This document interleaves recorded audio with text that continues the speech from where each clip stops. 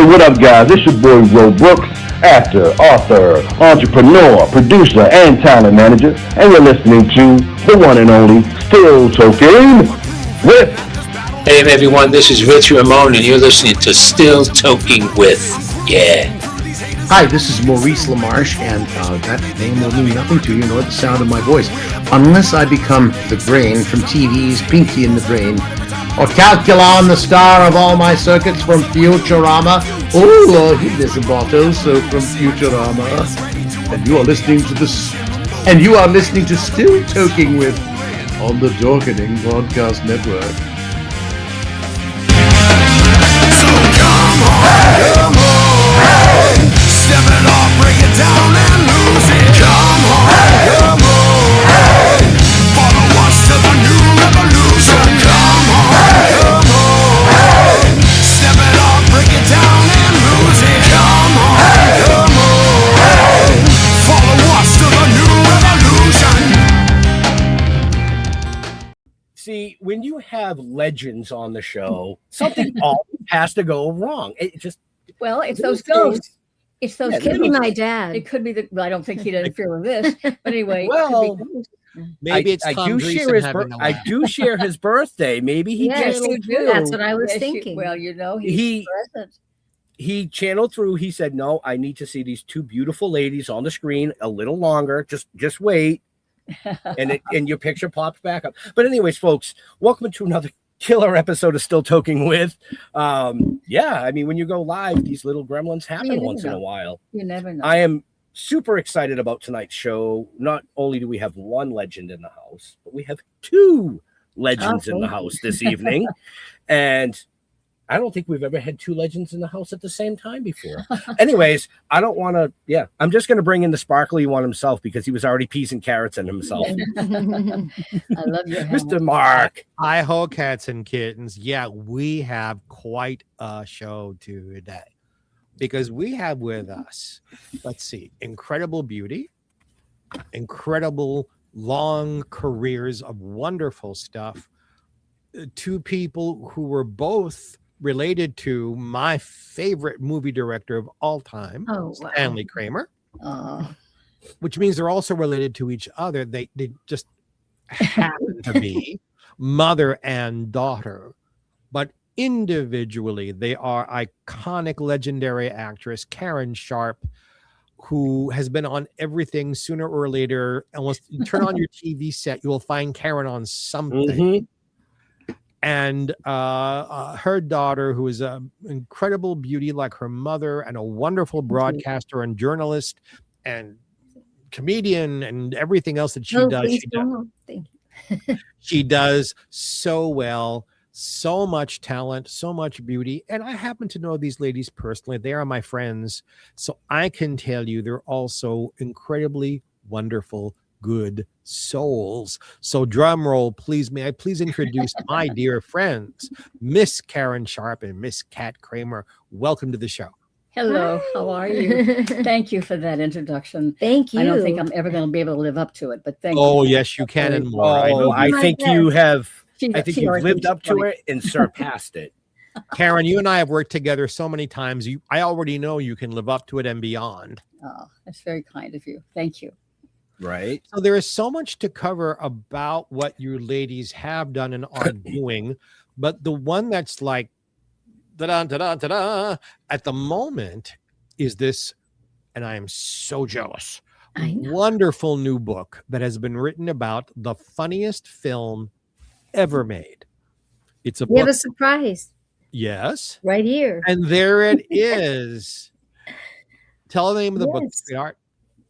Comedy is a Grim Business. The making of It's a Mad, Mad, Mad, Mad World by James Curtis. 300 plus pages. As my godmother, Katharine Hepburn, would have said, it's fascinating. Warts and all.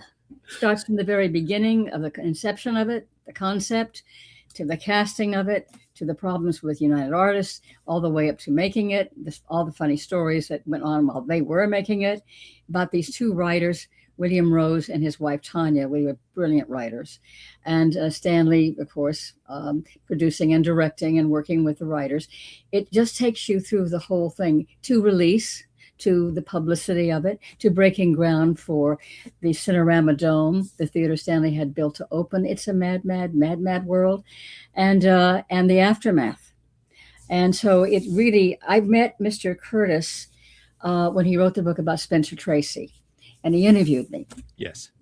Because Stanley made 4 movies with Spencer: Inherit the Wind, Judgment at Nuremberg, It's a Mad, Mad, Mad, Mad World, and Guess Who's Coming to Dinner. So I already knew him, and Kat and I have been so lucky, actually, to be asked all the time to officiate or to host a screening of It's a Mad, Mad, Mad, Mad World. And then I have produced with Kat and my other daughter, Jennifer, the family, the 40th anniversary, the 45th anniversary, the 50th, the 55th, and so on and so forth. And then we're just getting ready to do another one on the 5th of July. Yeah, for the 250th anniversary of the United States 4th of July weekend. Well, couldn't be a better title. At the Fine Arts, because the Cinerama Dome is still not open yet. So the Fine Arts, for the first time, I presented, before I showed the flyer, I have Kat Kramer's Films That Changed the World, my cinema series, established in 2009. And I primarily do, documentaries or new filmmakers' films, mostly primarily nonfiction, not always, but that's been the focus of all social issues. I'd never, ever presented my father's films ever for the series until last year with a double feature of Judgment at Nuremberg and On the Beach, because we were marking the anniversary of Hiroshima and Nagasaki, and then also the Nuremberg trials. And it fell on the same date. And so the Fine Arts asked me to do something there. And then they said, would you please have It's a Mad, Mad, Mad, Mad World in 2026? And it just happens to be that this book is coming out on June 30th. So this is the first book signing, that's ever happened. And here's the flyer. And we're still building, but I'm inviting you today while we're on the show to come on Sunday, July 5th at the Fine Arts, 12:30 arrivals, 1 o'clock. We hope it'll start around between, that's the goal. And it'll be the version with the intermission with the police calls. It's going to be the full version.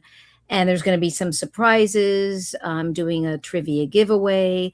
And then Mr. Curtis will be there to sign books. And a great panel. On the stage there. Oh, I'm hosting, panel. I'm moderating the Q&A. We're going to have a great panel. Most of the guests that has something to do with the film. And of course, Barry Chase, the last surviving cast member, is going to be there. And comedian actor Jeff Garland, who absolutely loves It's a Mad, Mad, Mad, Mad World. And I love Jeff. Isn't he wonderful? And he's so wonderful. Identified with Jonathan Winters when he first saw the movie, and on a personal level.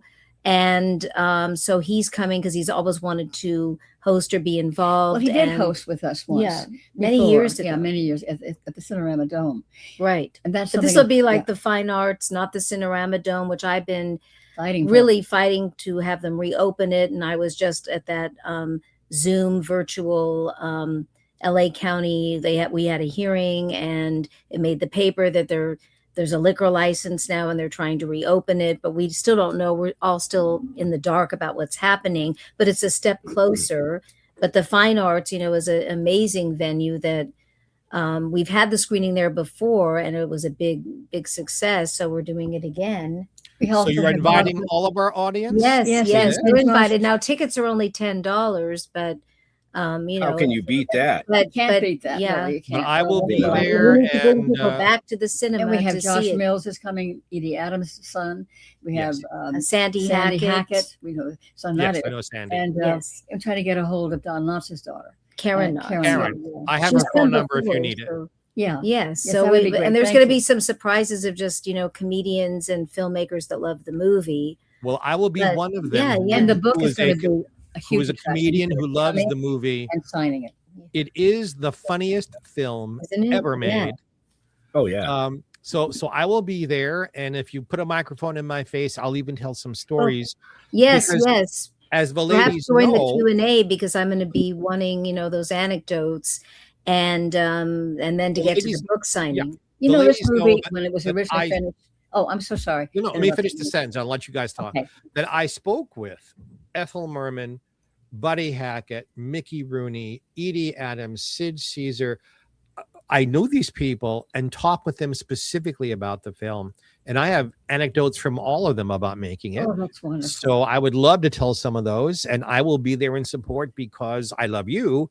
And Definitely. It is the funniest film ever made. You know, it is, and so many all generations love it, you know, but it's a family film because there's no swear words, there's no dirty jokes. You have to really be funny to deliver those lines, and also the slapstick. So it's really for, you know, people that really want to see. I didn't realize that, but somebody told me, you know, we show it. I always ask young people, well, how do you know about this film? Because you're so young, so old compared to your age. And they said, because we always played it every Thanksgiving or every Christmas. I said, that's great. I said, and they said, well, because it's a clean movie. There's not one swear word. There's not one sexual innuendo. And I'd never thought of it that way. It is a family film. Originally, it was 5 hours long. Right. And Stanley was an editor besides everything else. He had an editor, but he always edited his own movies. He was an editor originally anyway. So he edited it down to 4 hours and with intermission. And that's what played the first year. And then UA took it away from him, said it's too long. We can only show, 2 screenings a day. They're thinking about money, thinking about 2 hours and making it 4 times a day instead of 2 times a day. Broke Stanley's heart. They wouldn't even let him re-edit it. And, but what we have today is what, they did. And I'm comfortable with it now, but all that's in the book about, Stanley it's really pretty in-depth, made UA. They were a dried up little company when he came along in the 40s. He was a complete unknown. The studios were all conglomerates, and he was an independent. He raised his own money, was making his own films. And on his second movie, he got nominated for an Academy Award, and his third one and his fourth one. So he made United Artists. They started with him, and he made 13 great movies for them.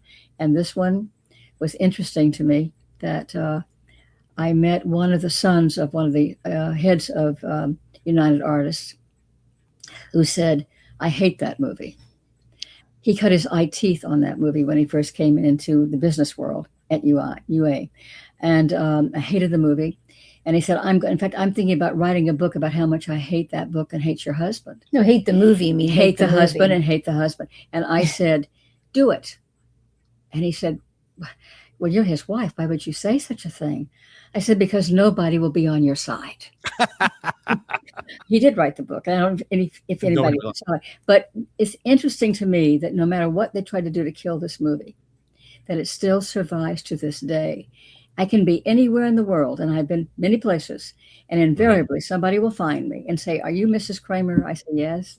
They say, you know what my favorite movie is? I said, yes, it's a mad, mad, mad, mad world. How did you know that? I said, because everybody tells me that.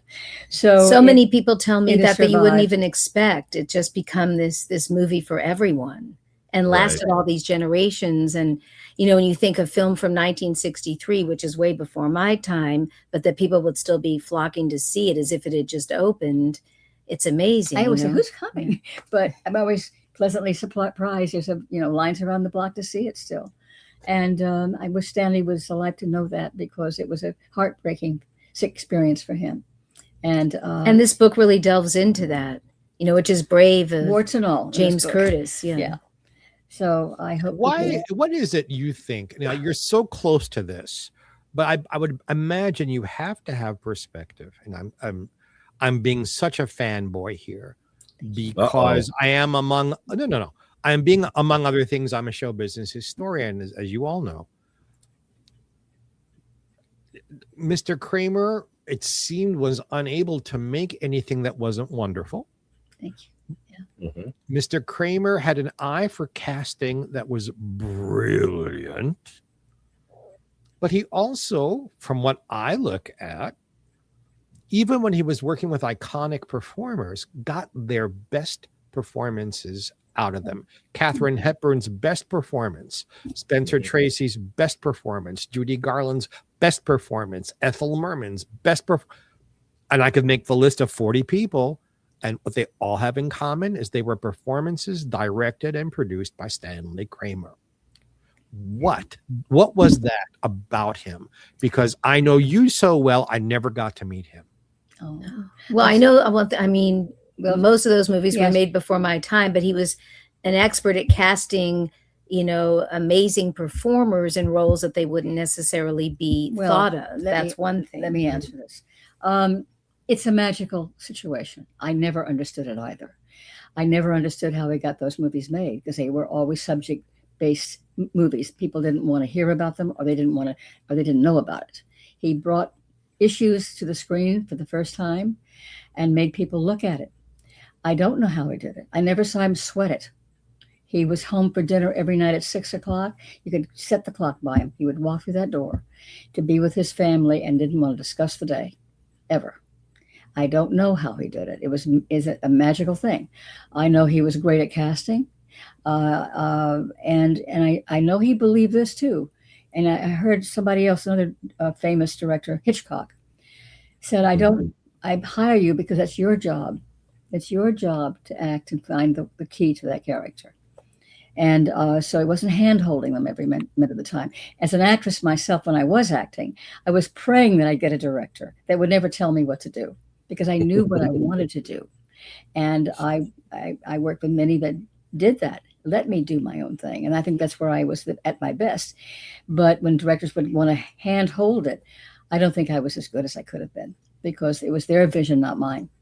And I couldn't believe myself in that role, But Stanley was, it was like he was on a mission, and he accomplished that mission. And the doors just opened up.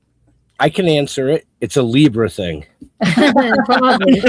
Balance thing. Yeah, it's a balance thing. Ben, tell them why you said that. Because as I found out backstage, I share the amazing Stanley Kramer's birthday. We're both Libras. Yes.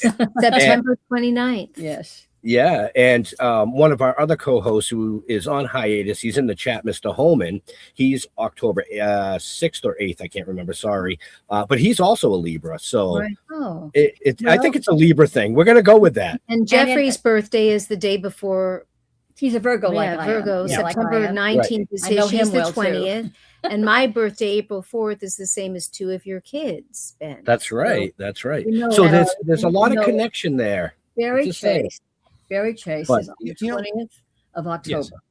Yes. So I'm a 20 on the September. I'm a month older, so I have seniority. We're the same age. She's going to be 93. I'm going to be 93 in September. And she's going to be 93 in October. And we're both pretty wonderful women. I think we're pretty out there. We're kind of, we don't give in to our age. I always say, how old would you be if you didn't know how old you were? Right. So I would never. I'm 30. I think I'm 30. And I live my life kind of like a 30-year-old, actually. I would never guess that you were 93. Not in a million years. Not yet. Not till September. well, she doesn't. It doesn't define me. It doesn't. She doesn't look like she's in her 90s. No, she doesn't seem like it. Well, and she's doing the autograph show October 23rd and 24th. I believe it is around that time, 24th, 25th. What are the dates? I think I don't know. It's in October. In October at the in Burbank for the Hollywood I used to do show. It years and years ago. I did too. And the one thing I thought would be fun is that you see a lot of people, if they're still alive, that I've worked with that might be there. That might be the fun thing, to have a little reunion that way. But they've been nice to me. So I do want to say, folks, if you're interested in anything that we talk about tonight, whether it's the book or the autograph shows, just check the show notes up above, down below, depending on where you're watching or listening to us. All their information is there. So you can just click on the link. It'll take you to websites. You can find out the information that you're looking for. Yeah, we got the tickets. They're on sale at the Fine Arts Beverly Hills on the website, and it's $10. We decided to do it's almost like a community screening for everyone. It's affordable, and they'll have a great time. And what's the website?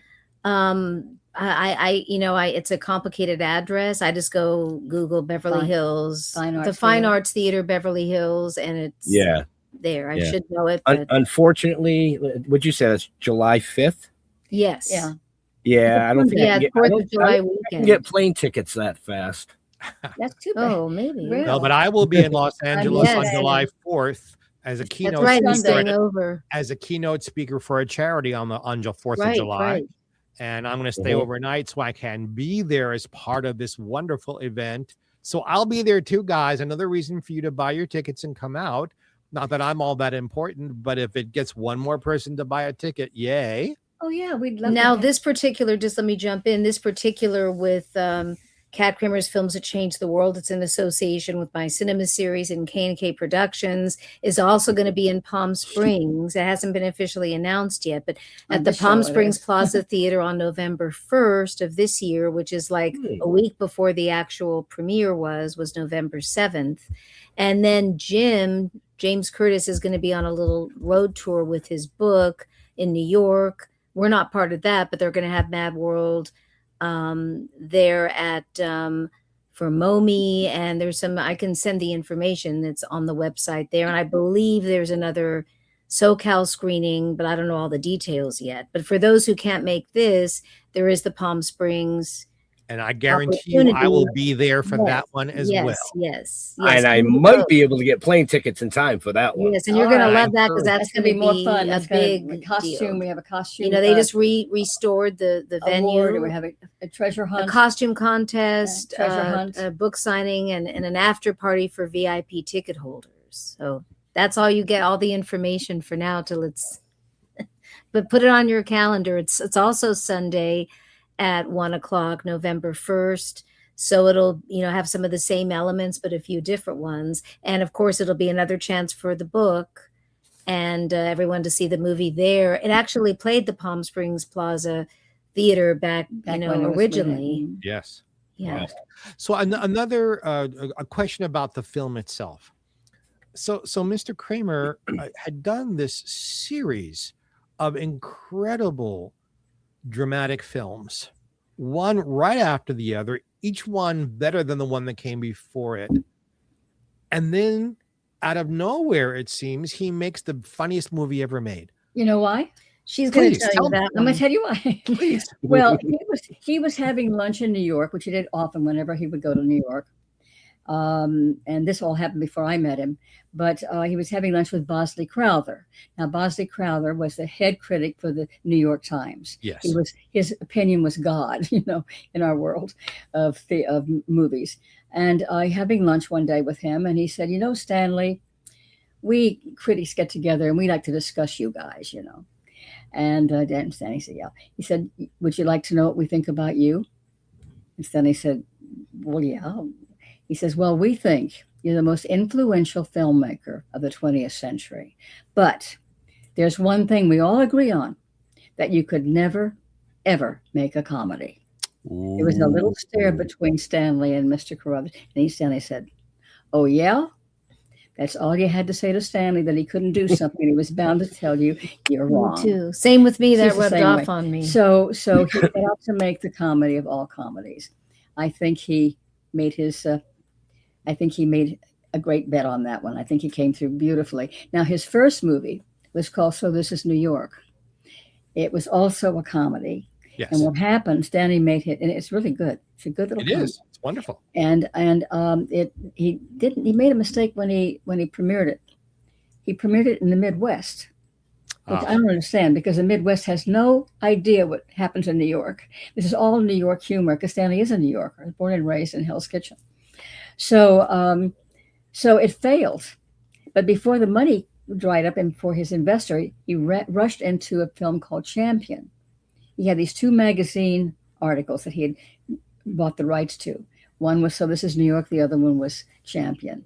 And he rushed into Champion and starred an unknown by the name of Kirk Douglas, which made Kirk a star and got nominated for Academy Award. And then he went on to make The Men and starred Marlon Brando. Nobody had ever heard of Marlon Brando either. And then he did Cyrano de Bergerac. Nobody ever heard of Jose Ferrer. But they all got nominated for Academy Awards. And he had 85 Oscar nominations, 16 wins, and the Irving Thalberg Award. So he did very well for a guy that came from Hell's Kitchen. People don't understand the difference between writing a sitcom or writing a play that's funny or writing a book that's funny. doing a film that has that many laughs. Oh yeah. Apart and aside from his directing talent and these magnificent persons in the film, but you mentioned he was also an editor. If you don't edit, the funniest thing, if you don't edit it right, it falls flat. Well, he would know what he did. In fact, when we made Guess Who's Coming to Dinner, he had the editor that would listen to him, because Stanley was the editor, but he never took credit for it. Right. He'd say, I want that scene, that close up. The day we finished it, the next morning, we saw the first rough cut of Guess Who's Coming to Dinner. That's the way it was with all of his films. You saw it the minute you finished it, you saw it the next day. And then you knew what you wanted to change or what you didn't want to change. And so Stanley was very smart in his early career too, because what he would do, he'd get investors to invest in 2 films. And he'd say, it's going to take me 6 weeks, knowing it's only going to take him 4 weeks. And so when he finished the film early in 4 weeks, they thought it was supposed to be 6 weeks. He would finish it in 4 weeks, and he'd give them their money back that he didn't use. So that's a secret of success right there from a beginner who wants to start into film business. You know, that makes people want to keep investing with you because you finish early and you give them their money back. And a lot of the things in the book, I have to say, are also great for filmmakers. Oh, yes. You know, for film buffs, but also for filmmakers or any creative that wants to, you know, how do I put a movie together? Or even in today's, it's different, but a lot of the things, as my father used to say, the more things that are different, the more things stay the same. So a lot of things never change. And just the whole, you know, vision and scope that he had for this, being able to take on something like this, it was like you said he wasn't known for, but it was innately in him, or he would never have been able to tackle it. It's also a serious subject about greed. A car, it's a car going down a street, going over a cliff and dying. Could be a drama. And these guys want the money, and it could have been a whole different setup. It's just how you say it. You know, if you look at the scenario of the story, and then people will do anything for money, you know. And we thought we were crazy in 1963. Well, look at us now. And it really is a mad. The smallest little thing was genius. Because I saw the film in 1963 when it came out. Yeah, me too. Yeah. So for those of you, if you haven't seen this film, you don't have a pulse. I didn't see it in 1963. Yeah. That was a little before my time. And I want to make sure all people that haven't seen it are there seeing it at these chances, you know, to see it. Absolutely. Right. So there's not just look at it on your phone or on Amazon Prime or whatever. Yeah, this is big. So I saw it big. The wide screen. Well, I saw it big in New York. The Cinema Dome was a curved screen and 70 millimeter, but it was a thing at the time. It was a happening when that opened. And you felt like you were in the moment, you know, with the actors, and it was quite a premiere. Stanley was really great promoter of his careers, of his films too. Excellent promoter. I did want to bring up just this one moment in the film that's in the moment is like, this man's a genius. So you mentioned the car goes over the rail. A person falls out of the car and is dying. I won't even tell you who it was. I want you to go see the film and figure out which incredible legend played this part. And the person, there's dialogue with all of these legends, and the person passes away.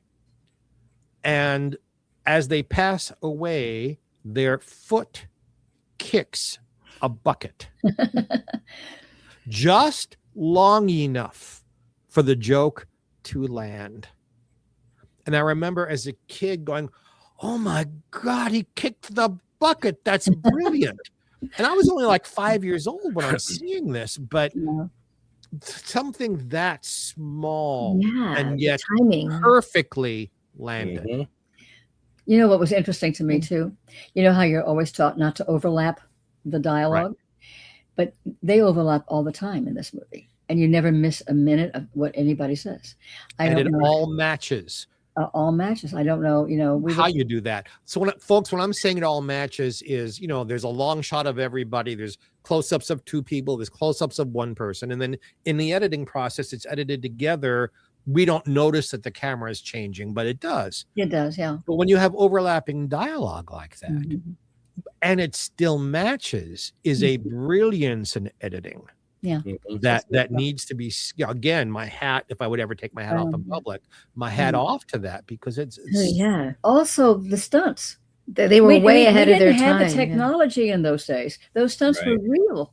Those car chases and everything. It wasn't. Yes. And they've been copied. Bullet copied them. Every, people now and then with those car chases they copied from Mad World, and but it's easier today to do things like that than it was in 1963. Right. So those were stunts that nobody ever got hurt, but it's amazing that nobody got hurt. But, and the music and Ernest Gold. One of the stars of the movie is the music. It's the music. Yes. Not just the theme song, which I've had the pleasure of singing myself a few times when Ernest Gold was honored. But the score, and that when people think of Mad World, they forget that it was nominated for 6 Academy Awards and it won for Best Sound Special Effects, Walter Elliott. Right. So it's you could say Oscar-winning classic, and it's it's an Academy Award. And for our friends out there who don't understand what we're talking about, sometimes when you're making a film, especially on location, there's all of these outdoor things. Sometimes you have to either blot out the sound you're getting or shoot it silently, MOS, and then you add in all the sounds back in the studio after the fact. And to do that and make that seamless is this kind of person's job, and Oscar winning. Yeah. Oh yeah. Exactly. Yeah. It is. Yeah. It's very holds up today, which is an interesting thing too.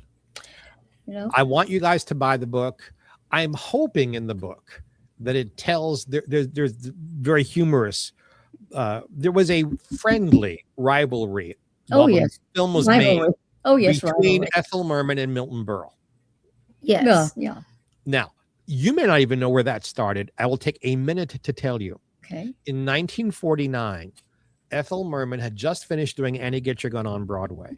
Her first TV show was Texaco Star Theater with Milton. And she'd heard that Milton would push people with his hand, their shoulders, to twist them away from the camera, which is literally upstaging people. And she wouldn't have that done. So they were doing a sketch together, and in the sketch, they're wearing costumes, and she put itty bitty little pins that you couldn't see in the camera all over her shoulder, so that when he went to grab her, it was ouch. That was it. Game on. The sketch disintegrated into 2 people trying to outdo each other. It was hysterical. It's so funny. I actually used to open for Milton when I first moved back to LA. If you notice in the movie, he's all the group as they're running or going. He's always the last one. You always make sure he's on camera longer than anybody else. He takes one of his pills or whatever, and he's always the last one. So it was. He was that way. Catherine opened I opened for him when I was just a teen, and he would come on stage at the Friars Club, and he would come on even while I was doing this song that he had nothing to do with, and try and get in on the act, even though I was in between his set or whatever. So it was amazing learning from him, though, and to say that I got to know and meet as many as I could. I mean, this movie was made way before my time, but I did get to know the comics, the comedians, the actors. Let me say, except for Spencer Tracy and Ethel Merman, and a lot of them I never met. Most of them, Milton was always at every show you ever did. He never would miss it. I mean, I never met Dick Shawn because he died on stage. So I knew Dick, but I did get to meet and spend time with the bulk. Whenever I would produce the anniversaries, I would call. They would all come. I'll be there. Whenever I asked. They were so generous. They so loved Stanley. They didn't know what to expect because he was a serious filmmaker, but they learned. Stanley had a wild sense of humor himself. He was a very funny man and had a great wit. And so they all lived. I'm going to tell the Jonathan Winter story. Please. And the book opens with a lot of, that's just a little teaser because I want everyone to read it, not to give away too much. It does open brilliantly with Jonathan Winters as the centerpiece subject. Well, Stanley had seen Jonathan on the Jack Parr show. He was a late night television show, like, Jimmy Kimmel is now. And he just guessed it on there a couple of times. And Stanley was a great discoverer of talent. So he called up Mr. Winters and said I'm who he was, and he was making this movie, and it was Spencer Tracy and Milton Berle. Mr. Winters said, "Oh my, Spencer Tracy, Milton Berle. Oh, and Mr. Kramer, I just can't. I've never acted before." He said, I nobody knows who I am. And he said, you'll be just fine. He said, no, you don't. He said, and so finally he got so tired of Mr. Kramer saying, it's okay, you'll be fine. He said, Mr. Kramer, I have to make a confession. I just got out of the mental institution and they've declared me certifiably insane.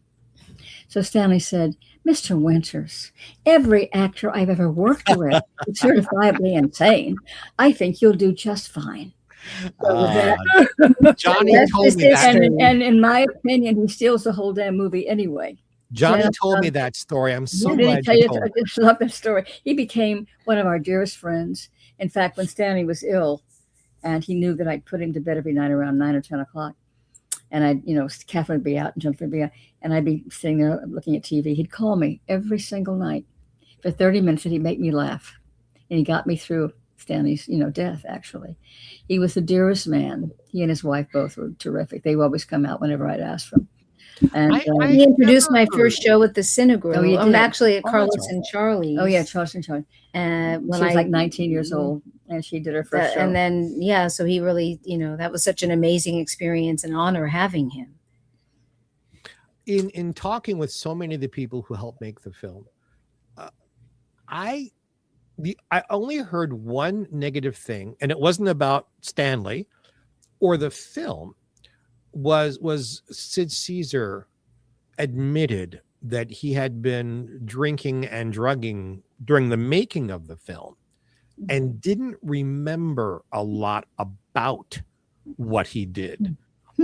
And to be that talented, and he's brilliant in the film. Yeah. Brilliant in the film, and he's not all there. It's like, how much better could that possibly have been? He felt that he could have been better in the film. And then Edie would laugh that because she never knew what was going to come out of Sid because he wasn't all there, she had to improvise a little bit in her reactions, which she found stimulating. Having worked with Ernie Kovacs for so many years. So, but I've never heard one negative thing. I mean, everybody involved just thought it was a wonderful thing for them. Well, they were very and happy. Sid would always come if he could. He was at like one of the last Q&As. Yeah. And Norman, this great big Broadway star, she said to me that she had not gotten the film of Gypsy, and that she felt that God gave her this film instead. Yes. Because the film of Gypsy ended up not doing very well, and she's starring in the biggest comedy ever made, and was so grateful for it. Oh yeah, she was lovely. And I had another story when I produced the 50th anniversary of it. I went to the Academy of Motion Pictures. Well, they had it at the Samuel Golden for their big. It was the 70 millimeter that they were doing. And so I asked them if I could do it, and they said yes. And I said I'd like to get Billy Crystal to be hosted with me. Oh no, I didn't know Billy Crystal. He said no. We prefer you not to do that. I said, well, why not? I think he'd be great. No, I don't think this is a good idea. So knowing who I am, she knows me very well. I said, oh yeah. So I called him up myself, and I said, I don't know if you ever saw the movie or you ever liked. He said, just let me tell you my Mad Girl story. And he said, when he was 15 years old, his father had passed away, and he was having a very hard time during that summer. And the film opened, and he and his best friend at the time, they were 15 years old, were the ushers at the theater in New York. And they got fired because they kept sitting down watching the movie and not doing their job. So he said, I'd be very, very happy to co-host with you, Karen. And then he called me just 2 days before we were going to do this major event. And he said, you remember that young guy I was telling you about that was my best friend when I was living in New York? We were 15. I said, yeah. He said, I'm flying their whole family out. And so I haven't seen him in years and years and years. And we're going to sit there and watch this together at the Academy. I thought that was one of the most wonderful things, that this movie had inspired him to get in touch with his friend after that that many years. And he was a great host, of course. Just, I think nobody like Billy Crystal. Right. And all the guys, they had a great time on stage with him, And I had Len Stallmaster who was casting it. Oh yeah! Wow. And then I had a lot of the behind the scenes. I had a lot of the behind the scenes people there. I always try to get them too, because they really make your movie. It's them. They're there before you get there, and they're there after you leave. And so I always try to get the whole gang. And I've been very successful. And now we're down to the wonderful Barry Chase. Yeah. I'm thrilled that she's going to be there. And so many great creatives love the movie, as you know. And we've had like Mark Hamill. He came and brought his whole family, and he wanted to be part of the Q&A and just to talk about his love of it. The late Jeff Beck, the musician, it was his favorite film, and he sampled some of the movie in one of his tracks. I mean, it has such a huge, wide, not only cult following, but just fan base of, people that you wouldn't even expect that love the movie. So this is really what I want to bring in this screening on the 5th. Is, laughing together and enjoying it all as an audience in Ultra Panavision, since the Dome isn't open. But this is the next best thing to be able to see it at this venue and, introduce a lot of, different generations. A lot of young people have seen it, but I want more, and even adults that maybe haven't seen it in many, many years to see it. It isn't just for the fans. Of course, it always is, but it isn't just for them. It's for everyone. And I'm really aiming to get a lot of new people seeing it, so they can raise their hand when I say who's seeing it for the first time. Yeah.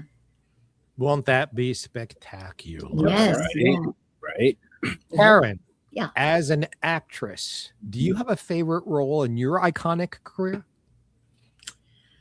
Oh, I've been asked that before. I really don't know. I know you have. I really don't really have any. I think there's moments of my life that helped my career. I think The High and the Mighty was a role playing that Nell Buck on. I was introduced in that film. It was an all-star cast with John Wayne and Claire Trevor and some of the really great actors of their day. I was just very lucky to get that job, and I got the Golden Globe for my performance, and that really set me up to have a career. Because, it's once in those days, if you were on Broadway, you had a great review and you went into movies, that kind of set you up for having a longevity of a career. In those days with me, that set me up. I'd done a couple of little movies like Bomba and the Jungle Girl, which has a big cult following to this day. And I think, really? But okay. And my agent at the time got me an interview with Bat Jack, which was John Wayne's company. And it was late in the afternoon. He walked me in there with no appointment. And William Wellman, who was directing The High and the Mighty, was not there at the time. But Andrew McLaughlin was there, who was just the first AD. And he said, I think you'd be so great in this role. And he said, and we're testing tomorrow morning at Warner's. I'm going to give you the sides, and I want you to report to Warner Brothers tomorrow morning at 7:00. We'll test you. We have 10 other people testing, and you'll test with a young actor who's also trying out to play your husband. I said, okay. So Mr. Wellman comes back to the office, and he says, what do you mean you tell this complete stranger to me that she's going to be testing tomorrow morning? Not happening. He said, you get on the phone right now and you tell her, sorry, I made a mistake, but you can't come to test tomorrow morning. Well, in those days, we only had the telephone. We didn't have all the other technology no cell phones. And I was out looking for what I was going to wear. I was just played a high school student, just having graduated from and got married and went to Hawaii and on her honeymoon, coming back from her honeymoon. So I chose a sweater and skirt, and I was out shopping for what I was going to wear. And I didn't only have the sides, that's all I had. So he could never get me. He could never reach me. So the next morning, I was supposed to be there at 7. I got there at 6. I always know to be early. For all you want to be actors, be early. Never hurts you. And to take a look at the set, kind of take a look at how things were going so I could figure out how I'd do my best work. happened that John Smith, one of the actors who was scheduled to test, the lady who was going to test with him, pulled out that morning because her agent didn't think the part was good enough for her. And so they didn't know what to do. And suddenly they said, oh my God, she's here. That Karen, whatever. He said, put her with him. And they were relieved that he had somebody to test with. They didn't care a damn about me, just so he could test now. So we were like 7th or 8th on the list of testing. And Mr. Wellman never liked to, he'd like to tell you what he wanted, and he would print the first rehearsal. And so he told us what he wanted. We did the first rehearsal, and he printed it, and he says, I don't have to see anybody anymore. I don't want to see, you're my Nell, and you're my, whatever his name was. And so we got the part before we ever left the studio that day. Wow. And that opened up John Smith's career and certainly set me into having a great career. And I was under contract to John Wayne for about 4 years. And I said, I can never play opposite you. I'm too young. And all the other studios have contract players. Do you mind if I do something that's not respected? I know it's not respected, but I need to learn my craft. Do you mind if I go to television and work there? In those days, you did not go to television if you were an actor in film and you got an Academy Award or a Golden Globe or whatever. That was just like stepping down. And he said, I want to do live TV. There was a lot of live TV in those days. And I was curious about it and I wanted to do it. And so he said, go ahead, do it. I'll let you do it. Well, I then got nominated for an Emmy for doing a live television show. And I loved doing live. Today it would terrify me. I would say absolutely not. But every time I do one thing, I'm never going to do this again. And then they call me and say, okay, I'll be right there. But I loved live TV. And then television just opened up for me. Just opened up, and I just never, there was not one show I don't think I did. I didn't do Star Trek. I think that was the only thing I didn't do. But but I was very, very lucky. But, well, the three of us did an event together in Palm Springs. Oh, yes. For one of your appearances on television. You want to touch on that just very briefly? I Dream of Jeannie. This was that's Major right. Nelson's I was the moderator. That's right. I Dream of Jeannie. Yeah, that's one of her most famous roles. I don't know about that. I get a lot of fan mail about that role. My father had passed away in Texas, and I'm an only child, and so I went back to settle his estate. It took me about a year to settle it, and I came back into the business, and I couldn't get arrested. You know, when you're working all the time and you suddenly are not there for a year, they forget you. And so I went to a Screen Actors Guild event, and I sat next to Gene Nelson, who was, as far as I knew, he was a performer, dancer, and certainly well known and well thought of. And he said, "I'm doing this television series. There's a role for you. I wish you would play. I think you're perfect for it." And he told me it was going to be with Barbara Eden and Larry Hagman. I'd never heard of Larry Hagman at that time. I said, "Well, I know Barbara." I said, "But this is a second leading lady part?" He said, "Yeah, it is." I said, I don't do second leading ladies." He said, "Would you do me this favor?" And I said, the pilot? And he said, just do the pilot. I said, because he said it may never be picked up. I said, "Well, all right, but if it is picked up, I want them to understand and you to understand I'm not going to continue on the show as a second leading lady." He said, "All right." So I did the pilot, and of course it was picked up. And I went to see Sidney Sheldon, who was producing and writing. And I said, "I'm not going to do this series." And he said, "Are you sure you won't change your mind?" And I said, "I'm not changing my mind."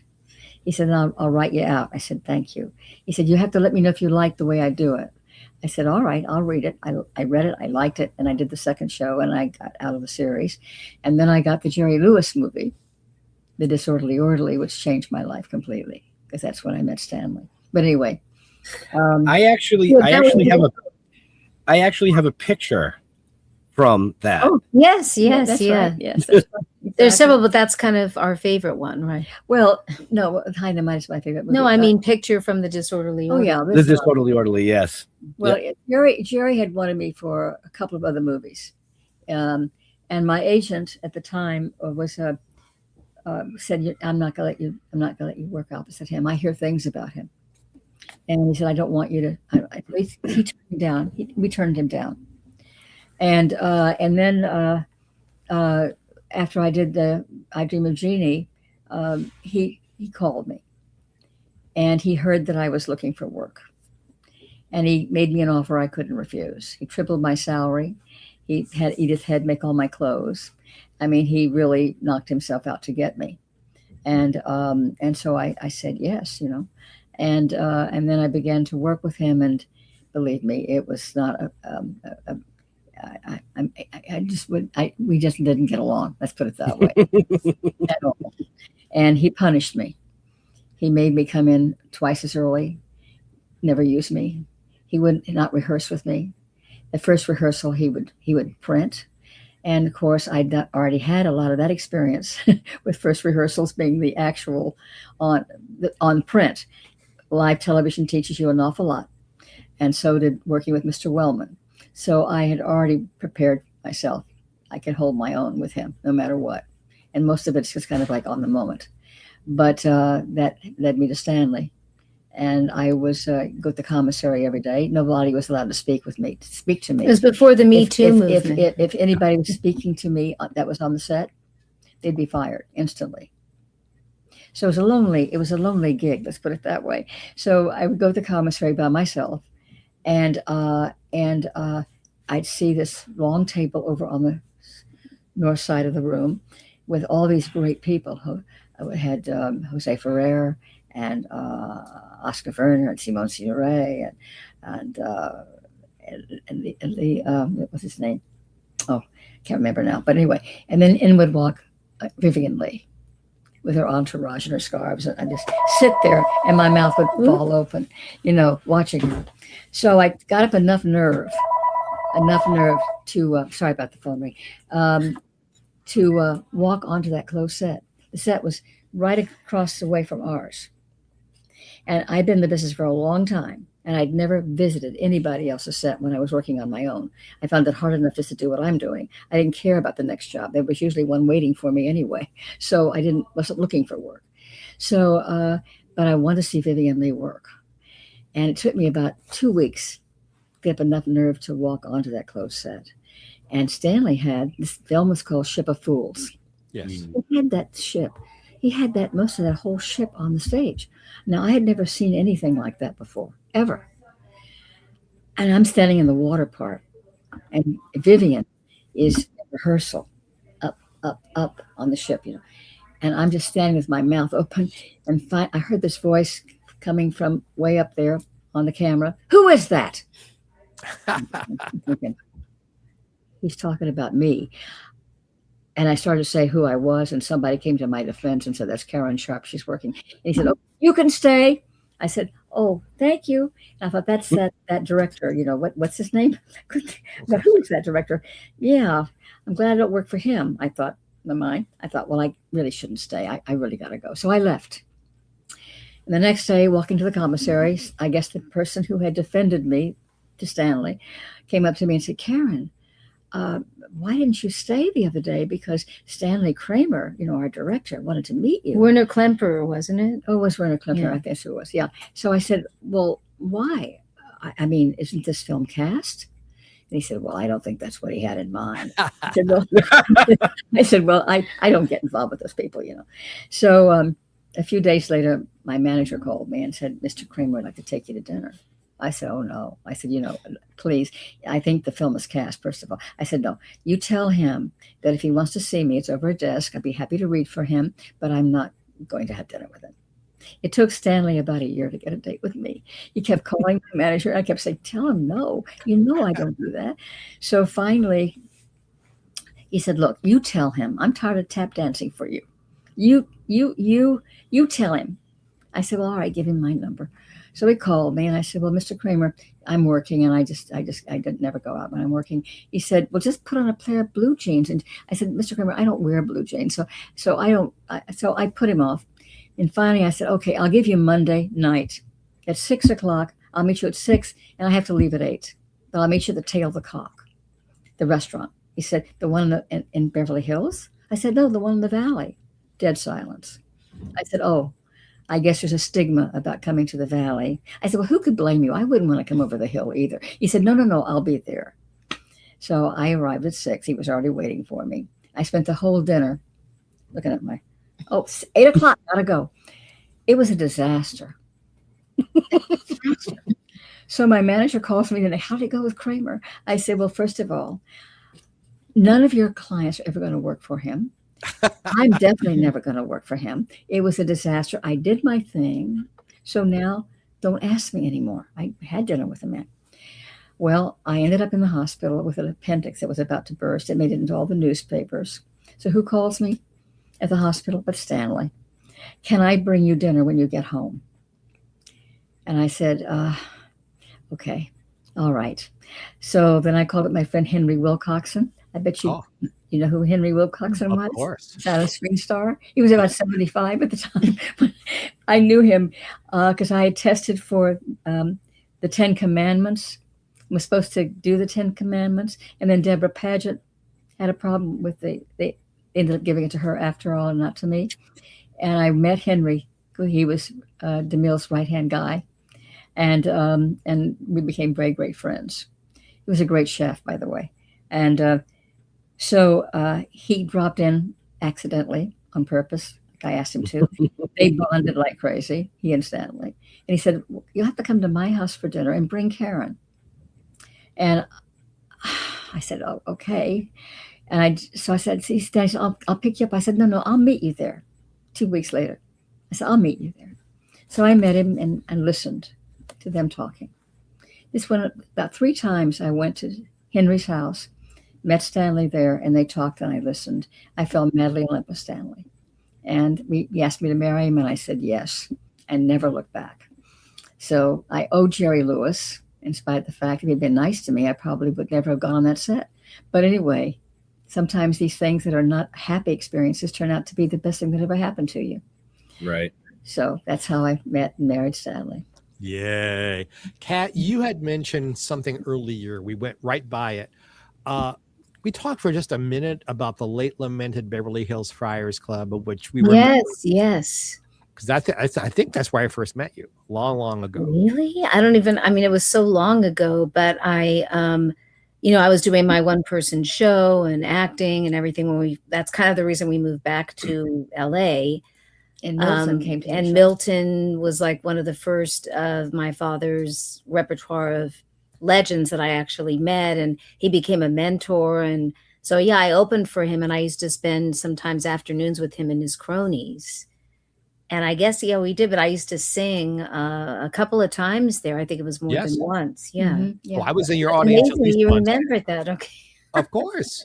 Well, first of all, you were not that you're not gorgeous now. You were such a pretty girl.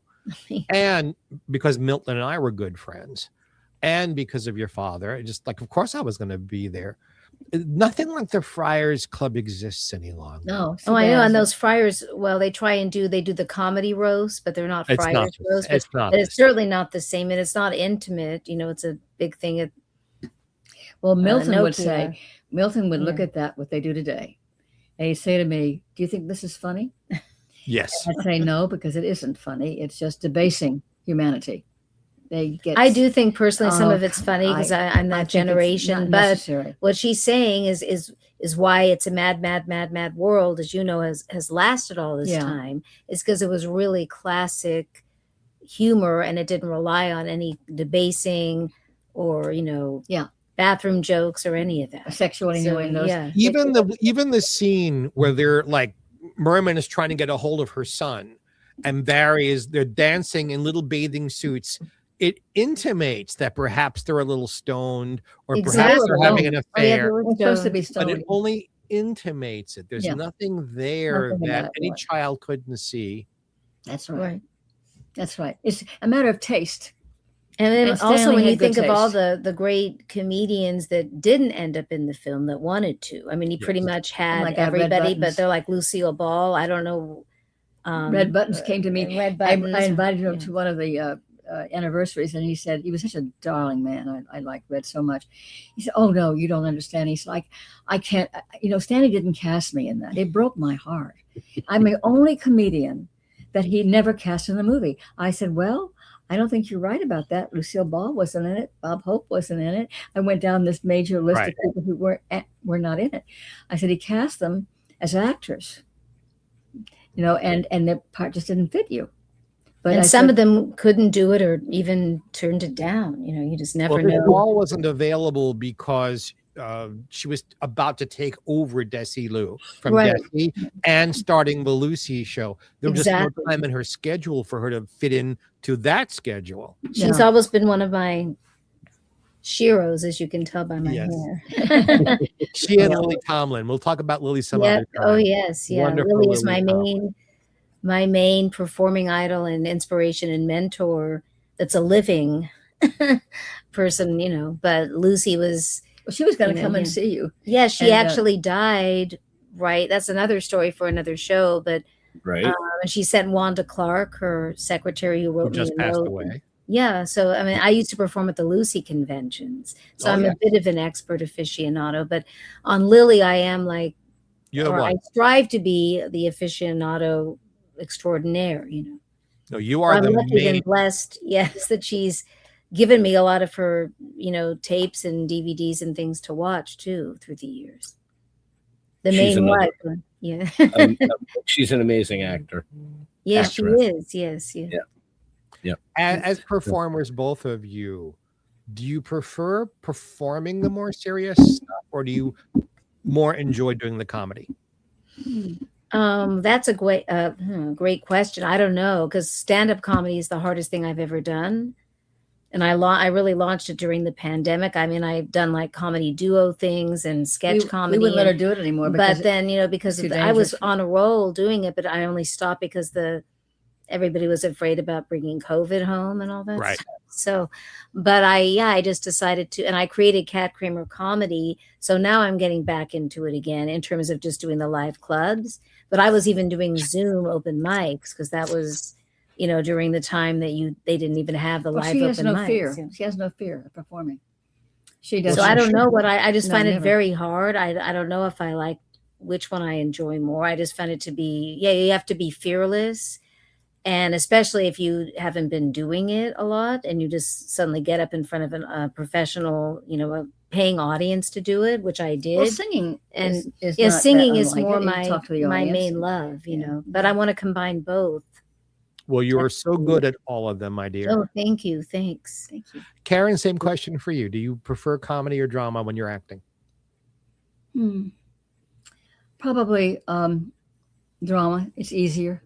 Comedy is much harder because you don't know. Drama, you're working opposite somebody and you sort of know what you're doing. But comedy is harder because if you're working with somebody who's really good at it, there's a lot of improvisation that comes into it.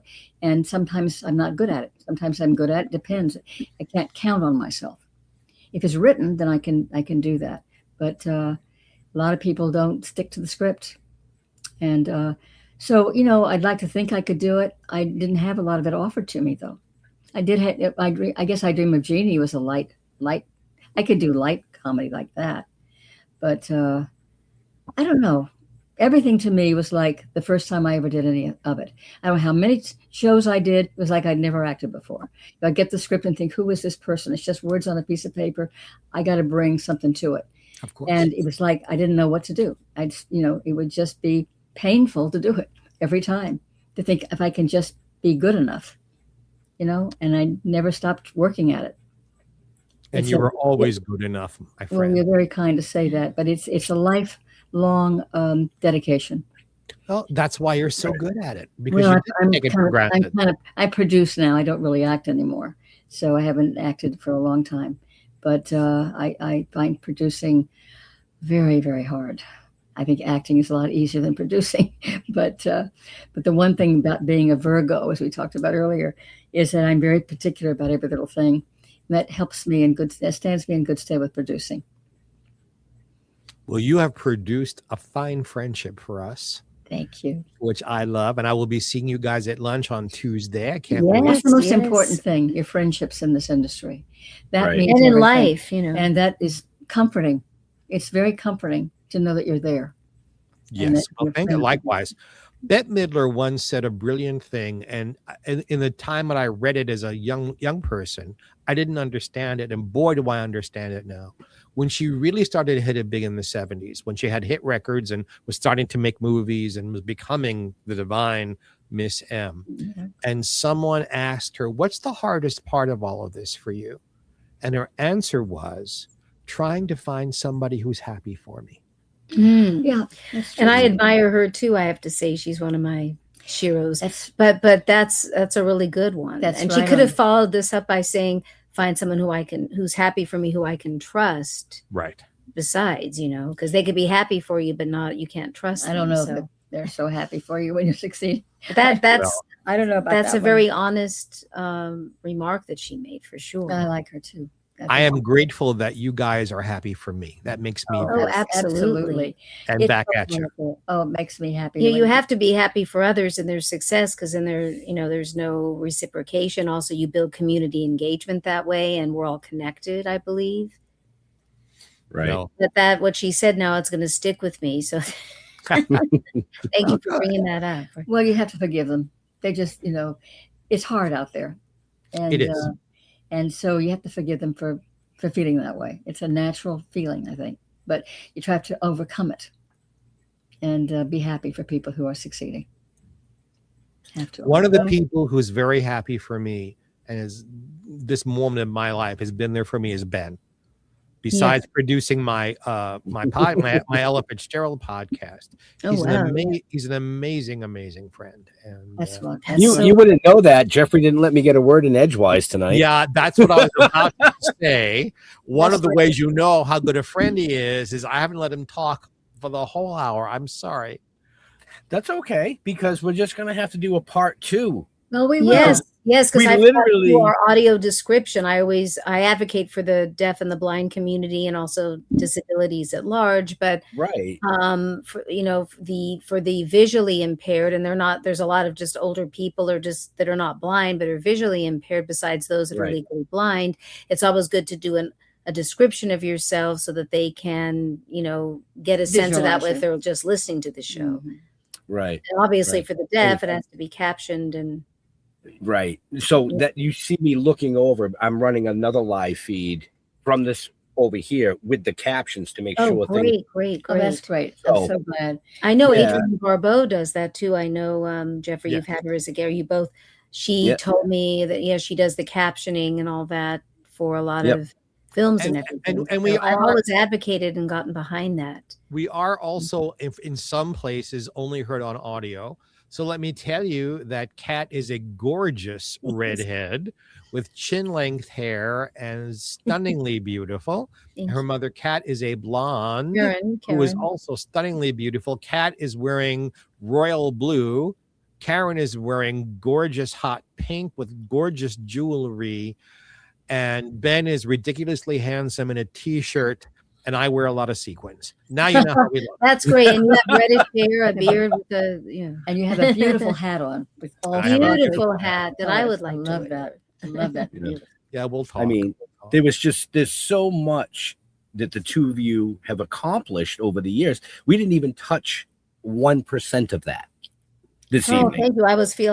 I still have so much more to do, and there's not enough hours in the day to do it. Well, we're that family that works all the time. We work 7 days. Oh, that's like me. My youngest daughter is also a filmmaker, and she is great. And an actress and a musician. She does it all. Composer. She's more talented than we are, actually. And so she's coming along really, really well. And so we're very proud of her. And her name is Jennifer Kramer. So definitely she'll have to join our part 2. And she's a brunette. And ladies, let me tell you, and then I'm going to shut up because he never offers a part 2. The rule of this show is you only get to be on once unless it's like several years later. I have never heard him on the air offer a part 2 to anybody. So please take that as the compliment that it is. That's not true. I've done it once before, and that was to Tosh Plum Lee, who was a CIA cardboard cutout. It was actually affiliated on the Knoll when JFK was assassinated. That's true. Oh my gosh! So I'm going to hold you to it because I'd love to do the show again. I would love to have you back to talk about your careers. I mean, I got lost in listening to the two of you talk about Stanley tonight. And I don't usually get lost in a show. And I kind of was just like, wow. Yeah, and then Jeffrey would pipe in and I'd go, oh, we're doing a show.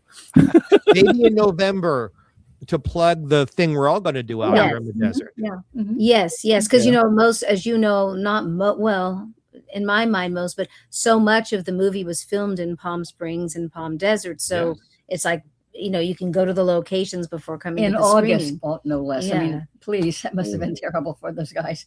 But it was in the heat of the summer. So, But we are way over time, which is great. Yes. I'm okay with that, but I don't keep you ladies all night. So thanks. Make sure you check the show notes, folks, up above, down below, depending on where you're watching or listening to us, to find out even more about these two amazing ladies. It's all there.